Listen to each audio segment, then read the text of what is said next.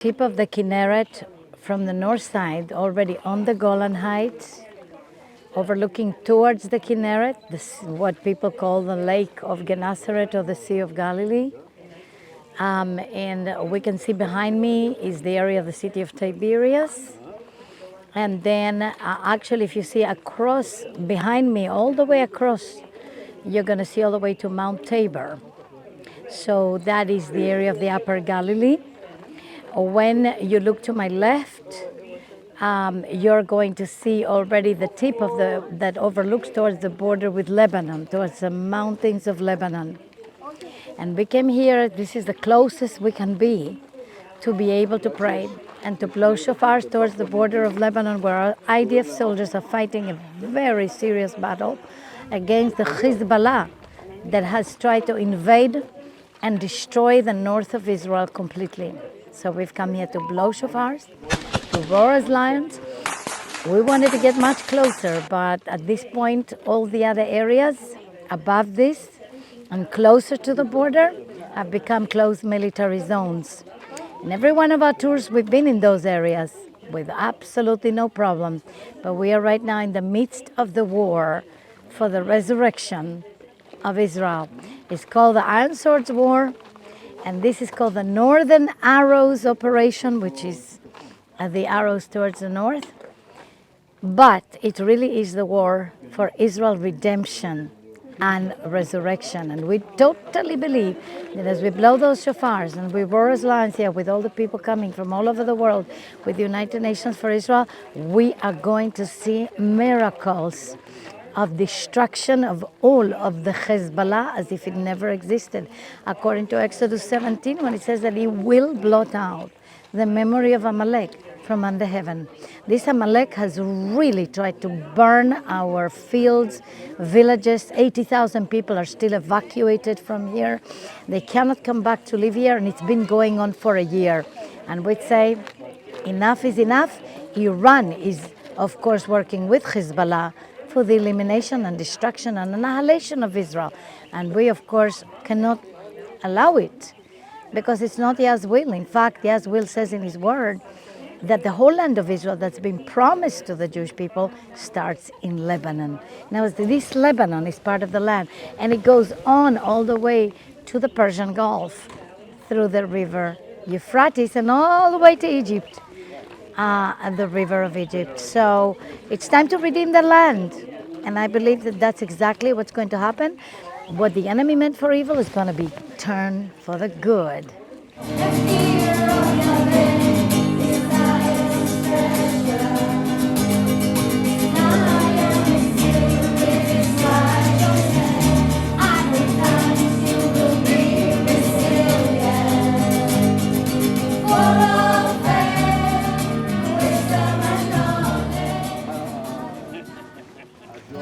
We are here at the Kfar Haruv.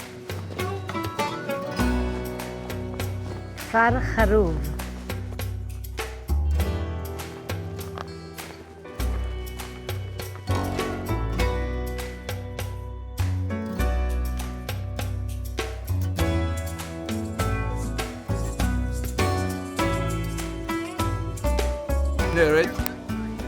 Here in the map, this is the south part of the Kinneret. The southmost point is the place where we stopped earlier to buy some clothes for Esther. Okay? So this is area called Tzemach where we stopped. And you can see Archbishop mentioned that the Kinneret, the name came because of its shape like what? Harp. With a bit of imagination, you can see harp here. A lot of imagination, actually. But this is the meaning of Kinneret. Okay? Now, the Kinneret is the only freshwater lake in Israel. Only one.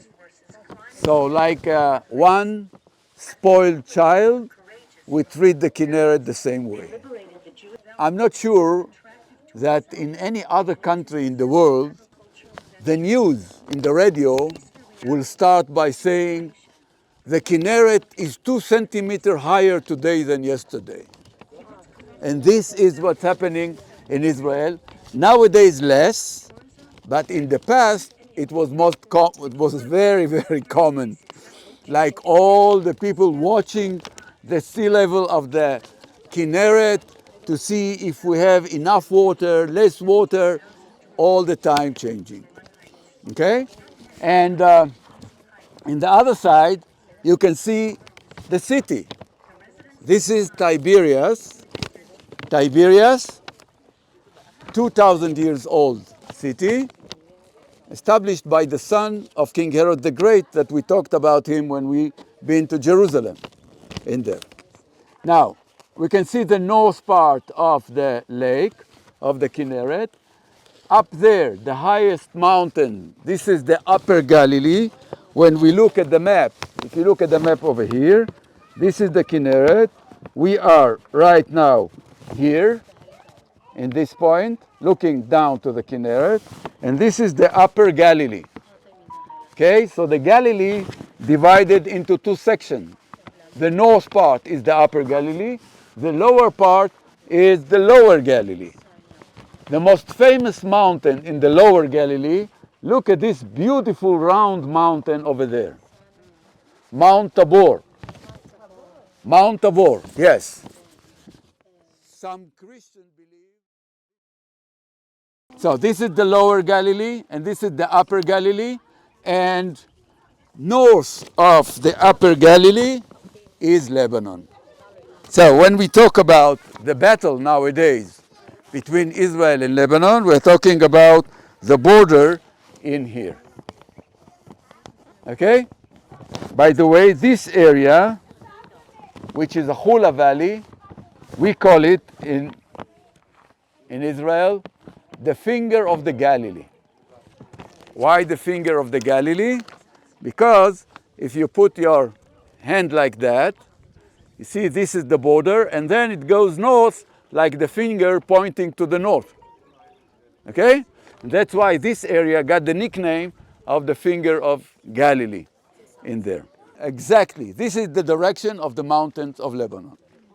Now, I want to explain what I said earlier in the bus about the 200-meter that actually blew almost the agreement between Israel to Syria, blew it to the sky. Before the Six-Day War, the Syrians could come into the Kinneret, even though the border between Israel and Syria actually detected in the year 1923 between the 2 superpowers at that time in this area, Great Britain and France. Wonderful. France, after the First World War, they conquered the whole area and they divided the area between them. Jordan and Israel and Egypt were part of the British Empire. Lebanon and Syria was part of French. Okay? And they decided how to put the border between the two. And the British insisted that all the water sources that going into Israel will be part of Israel, of what they call Palestine. Why is that? Because water is very important thing. And you don't want somebody else to control the water that you drink. So they put the border 10 meters east of the shores of the Kinneret. This is officially the border. Okay? Unfortunately, after 48, after the War of Independence, the Syrian didn't respect it and came into the water of the Sea of the Kinneret in the north part over there. Actually, the original border should be 200 meters away from the water line. But they were down there. And President Assad said, if we make a peace treaty, I want to put my legs again in the lake. It means he wanted control all the way into the water. And Israel said, no, you can come only 200 meters from the water level. And just because of that, this peace treaty was never actually signed. Because when we see what happened in Syria later, thinking of coming with ISIS and all those issues that came in Syria later, when we think about it, that all these things will happen here, just above us, wow, this can be a disaster. And it didn't happen, 1999, they didn't sign, and all the rest is history. And that's why those 200 meters, it sounds nothing. Who cares? Come on. Sometimes people can give one another 200 meters of land. But in this case, it is very, very important issue. And that's why it never signed in here. Okay? Now, from time talking about nowadays, we have several problems from the borders around. We heard about what happened from Jordan in the Dead Sea this morning. Missile being shot from Lebanon over the Galilee, the west part of the Galilee, the upper Galilee, and from time to time, some things coming from the east, from Iraq, from Syria, like drones and others. Welcome. It makes very emotional to see people from the world coming here on those days. Actually, we feel alone for a year. And nobody comes, and we have also the cabins for tourists, and they are empty. Actually, they are not empty because they are occupied with people that had to leave their home from the north, and they came at October 8, and they asked if we have a place for them. The border with Lebanon, they came over at the same time that the south did it, and there are few of them still here. Some of them went to other places in the country to find temporary home, or not home, but a place to sleep, to stay. So it's a big mess. Anyhow, Kfar Haruv, as Avner told you, it's since 73, after Yom Kippur War. We had one group that came before the war, but then there were young people. Most of the people here in Kfar Haruv are from the youth movement, from the scouts. And we came through some program with the army, and then after the army settled here. I came over in 1984 after being an officer in the army. We are approximately now 500 people. Some of them are members and some of them are not members, but residents and part of the kibbutz. We have agriculture, we have a big dairy, actually huge dairy. We have a factory. Here it's quiet. Why? First of all, we are too close to Syria.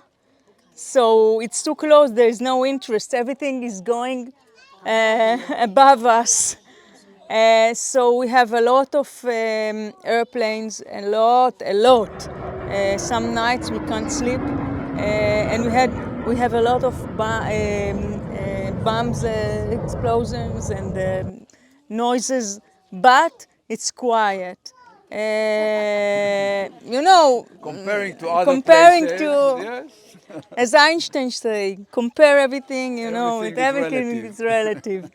So, and then we are, but we are part of all what happened, and we don't know. We always on alert. I have the walkie-talkie. It's the army walkie-talkie here with me. Ah, it's here. Oh, so I won't forget it. So we have to prepare. Everyone, my son-in-law, Avner's son, is in the Lebanon border now. He's not at home since before Rosh Hashanah. My child with her children, my granddaughters, are alone dealing with this, and this is all over the country, and you have to carry it for more than a year now, and there's a fear, and it's a long and tough war that the different from other wars that we have before, and I have enough wars in my history life in Israel. This is different because the civilians are part of it. It was never like this. And every person in Israel has at least one relative that happened to him something in this war. Lost friends, lost people, and so. But we are here, and we have hope, and we are strong. And we are sure that we will win and prevail and be better, and be better in all meanings, also inside and also between us people in Israel, because we came to this war in a very bad situation, and we must change it. And the most important for us is every day, every night, every minute to pray for our hostages. They must come back. This is unnormal and unbearable situation, and no one in the world should let this thing continue. As Dganit says, actually, somebody put it in one phrase: if you want peace, prepare for war. Amen. Yeah, If you want peace, prepare yourself for the war. That's right. Because when you are strong enough, you can keep peace. That's If right. you are weak, they will take the peace from you. That's exactly right. Okay? Exactly. Yeah. The other thing we say, אין לי ארץ אחרת. We don't have any other land. No, we don't. This is the only one. This is it. So we don't have any other Choice. place to go. That's right. Ganit mentioned the people who live in this camp now. I'm not sure that you're aware of that more than 70,000 people of the north part of Israel had to leave their homes, Yeah, 80,000. including my own son. My other The son, other son. yes, Shai, is my son that live in Kfar Haruv.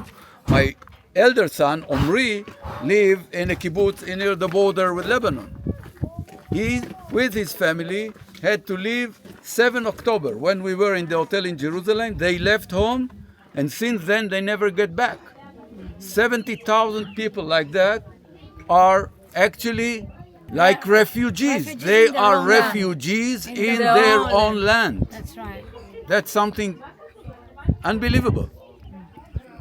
And this is something that should be solved, hopefully, in the near future. We're very grateful for Ganit and for all of them that are holding the fort here, you know, that are standing, because the people that come to the north, they must be visionaries. You must understand why you're here. Most people that come to the north, and even as closer to the border as Shai is, you know, your son is up there in Misgav Am, they have to know why they're there. I mean, of course, they can look at the view and say, wow, I'm here because of the view. Amazing view, and maybe the prices are a bit cheaper. Why? Quite a lot cheaper than, let's say, Tel Aviv or even Jerusalem. But the truth is that most people that came to the north to start with, they came as pioneers. They came here because somebody had to make sure that the north of Israel is settled with people, Zionist people, that will hold the fort against the enemy. From the beginning, when we established the land, we established a state of Israel, we knew that we were going to have a lot of enemies. It was very obvious to us that we're surrounded. We've got Syria, you know, right there, also in the northeast, and Jordan in the east, and then Lebanon in the north, and Egypt in the south, and then nowadays, and Iraq and Iran further on, which today is not any further anymore. Today, with the ballistic missiles, it's become very, very close. So we knew that. And so the people that came here are like the grassroots pioneers of Israel. Okay, these are the grassroots pioneers of Israel. At the beginning, when Israel was established as a state, many of them came and they worked the land. They really worked hard because it wasn't an easy place to let's say, possess with agriculture. It wasn't easy, but they worked very hard. Now, Ganit, how many years have you been living in Kfar Haruv? Since 1986. 1986? Almost 38 years, 37, 38 years. Yeah, 38 almost years. 40 years because I came. And on she's some of the 82. younger generation of the North, okay? Because there's people that came much earlier than that. In fact, already in the 20s and the 30s, there were people that were establishing kibbutzim and moshavim and the Galilee, but not up here. Only down the hill, down the After the valley. 6-day war. After the 6-day war, few kibbutzim. And then after the Yom and Kippur then War. Yom Kippur. So from Yom Kippur, we had, after 10 years, my group came. Yes. But it's true that people that living here, most of them are pioneers, and I believe that we should live here because it's not easy. Still, it's not. those days, in spite, I'm putting aside the war, but every day it's far. It's not in the middle country. You don't get all the services. Yeah. You should believe why you are living here. Yes, of course. And you are always too close to the border. You are Always. always here. In that sense, in danger. So they've got to have faith to stand their ground in this place. Amen. And we are growing. And we are growing. you have more and more people are coming to the Golan in the last 15 years. Yeah. Really, a lot. Since the Yom Kippur War, many of them. And even Trump has started a city here. Well, he didn't, but we Not put a city, we put the name of Trump there in the village, in the Yishuv, on the Golan Heights. And I believe personally that after this war, there's going to be a boom of Olim Chadashim, new immigrants. They are going to come from all over. They're going to come from America, from South America, from France, and everywhere, and Russia, of course, Ukraine. And they're going to begin to find places to live, and the prices here are going to be very, very good because they want the whole place to be restored and to be reestablished. But we are not selling. Huh? You're not, but all over the Galilee. All over the Galilee, all over the north, it's going to be more construction, more building. The Galilee is going to become filled. What the enemy meant for evil, which is to evacuate everybody, that we will not live here anymore, is going to get 7 times back to sender, misfire, backfire, malfire, as we say to every rocket. And he's going to have to eat his hat because there's going to be a lot of Israelis that are going to settle this area, new immigrants, Olim Chadashim, that will come here as well. And that's our prayer. Amen. Thank you, Dganit. We're going to be praying for you and praying for your safety here and for you to bloom and keep on blooming all the way through. Thank you. We're very happy, very proud of you for your stand here. It's beautiful. Amen. You know, when the Apostle Paul says, rejoice in Adonai always, and again I say rejoice. When Nehemiah even tells the people in the midst of weeping, the joy of the Lord is your strength. And we talked much about the rejoicing in the feast of Sukkot. That is a commandment to rejoice. Well, among many of the believing Jews, the Orthodox Jews, there is a slogan that goes like that. It says, there is a commandment, the mitzvah, or a good deed, is to be always in joy. And this is the picture of one of the soldiers that actually fell, Sergeant Uri Yitzhak Haddad, that fell here. And even though he's a fallen soldier, his memorial sticker is what he always espoused in his life, which is always to be in joy, even in the hardest of the situations. And when we put Adonai above anything, we are able to rejoice even in the hardest of the situations as the North is going through right now in Israel. This is another one.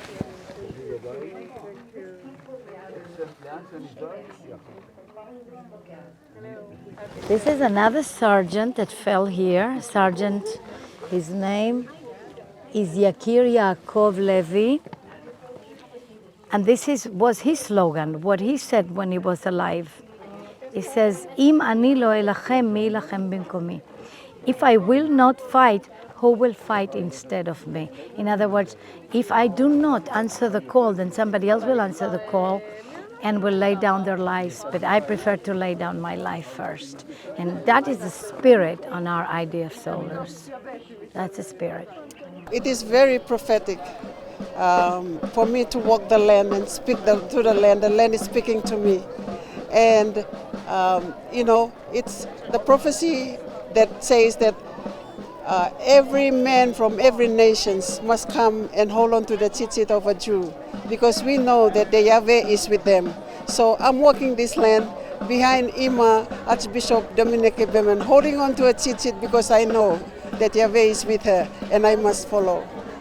And I'm very thankful to be here. This is my fourth Jerusalem march, and this is always like exciting, more and more exciting every year, to see the Jewish people and love them and hug them and wish them Hag Sameach and show them love. It's amazing. And it's amazing how they receive it also, how they take it into their hearts and love us back. That's wonderful. This is absolutely a blessing and fantastic to be in the land of Israel, in Zion, and to be here, stand up for the Jews and show love to the Jews, make restitution and also ask for forgiveness of what we in Europe have in our history, what happened to the Jews that have been slaughtered. So we are here to show love, show respect for this country, Israel and Jerusalem.